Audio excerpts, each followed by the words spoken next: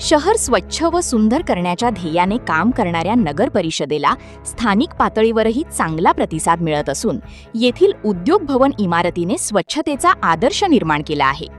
उद्योग भवन कार्यकारिणीच्या पुढाकारामुळे परिसरात स्वच्छता, सुरक्षितता आणि शिस्त यांचा उत्तम समन्वय साधला गेला असून या उपक्रमाचे नगरसेवकांनी कौतुक केले।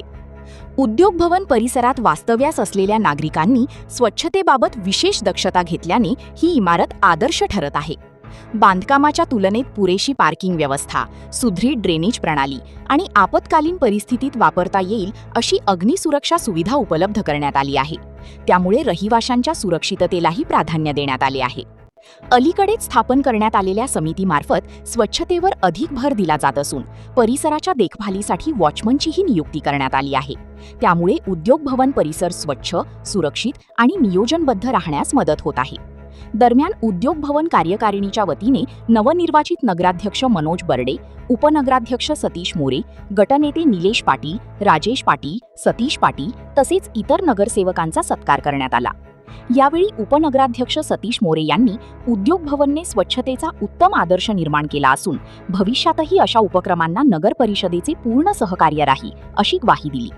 कार्यक्रमास उद्योग भवनचे अध्यक्ष भीमराव काका जंगम, उपाध्यक्ष प्रितेश छाजेड, सचिव ॲडव्होकेट जनार्दन देवरे, शैलेश कलंत्री, पटेल, कदम, संदेश गोसावी, सीए पवार, दवंगे, झुटे, अक्षय आहेर, सागर पगार यांच्यासह स्थानिक नागरिक मोठ्या संख्येने उपस्थित होते। Baswant NH3 digital, Pimpalgaon.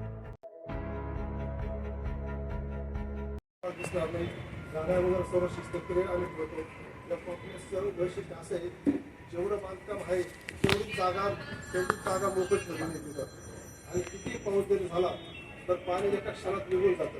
Drainage system अतिशय मजबूत आहे आणि शामोत्तराची सुद्धा सुविधा आहे।